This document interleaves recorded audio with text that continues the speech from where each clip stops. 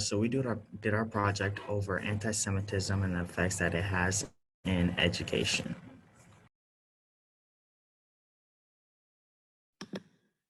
Okay, so we're going to start off with simply what is anti-Semitism, which it is the hostility towards or discrimination against Jewish people as a religious or a racial group.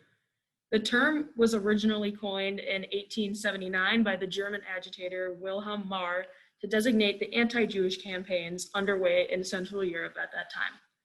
Some important terms that we are going to cover include anti-Semitic, which is showing feelings of hate towards Jewish people; Nazism, which is National Socialism, commonly known in English as Nazism, is the ideology and practices associated with the Nazi Party, officially the National Socialist German Workers' Party in Nazi Germany, and of other far-right groups with similar ideas and aims.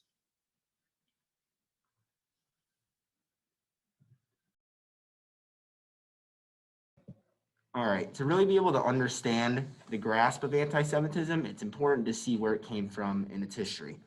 So in the 19th century, most of the anti-Semitism that occurred in America actually stemmed from the religion Christianity. Uh, Prejudice came from the fact that Jews didn't believe that Christ was the Savior. They were excluded from businesses, politics, clubs, and more. And during the 20th century, the South was subjected to segregation, and synagogues were often targeted with hate. Um, Now, education also stems into Nazi Germany. And within Nazi Germany, Hitler's goal was to virtually reshape values. And doing this meant attacking intellectualism, which Judaism falls under. He wanted to give Germany a national identity, and unfortunately, the Jewish people were not a part of this.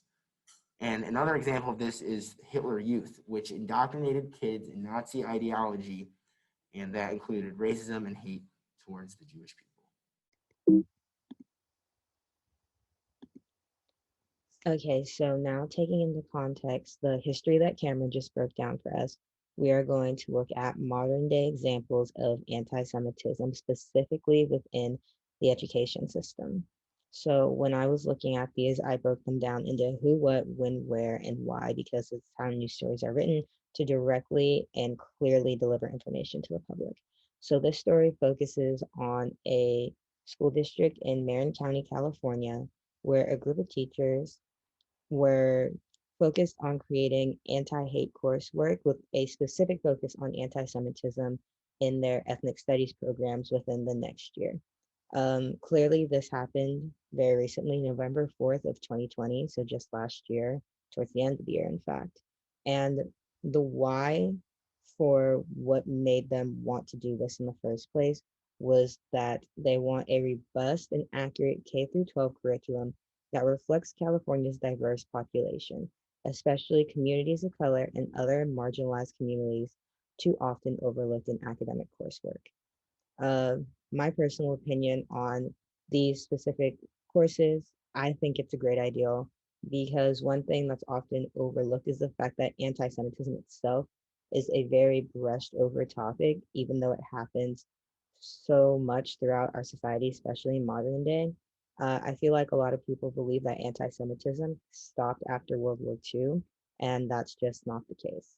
Anti Semitism is still something that's currently going on a lot within our society, and efforts like these to educate people further are extremely necessary in helping eradicate that from our society. Other stories that I didn't include in this was there was an example of anti-Semitism just last year, also on NYU's campus, where basically an anti-Semitism group was allowed to operate on campus within the bounds of being an official club or organization. And they were on record, tormenting other Jewish students, saying bad things about them, and really negatively impacting their education. I feel like making sure that anti-Semitism is directly addressed in schools is important because it's another hurdle that Jewish students have to jump through in order to obtain the degrees that they're going after, or just to get good marks in general. So having a good school environment for all people, but especially when things such as anti-Semitism are going on, is very important.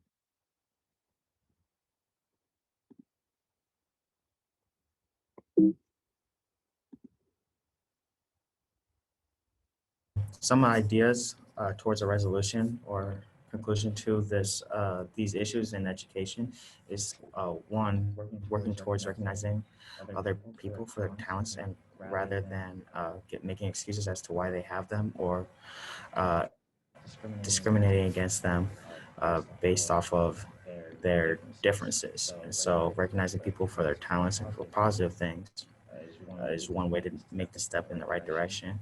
Another thing would be working on being more mindful and considerate of situations that may bother a person, such as being more considerate when talking about Israeli policies and not criticizing Jewish people, but instead to criticize the policies that are being implemented or put in place, and then also learning how to separate being Jewish from the policies made by the Israeli government, because you're Jewish does not really mean that you 100% support the Israeli government or you support what's going on with that issue. And I feel like a real distinction between those two kind of things will bring about some real change. And lastly, like the previous article really exemplified, uh, establishing anti-hate courses to establish like a background knowledge of why people feel this way and why it bothers other people is also very important, so that people can get a deep understanding as to why there's issues.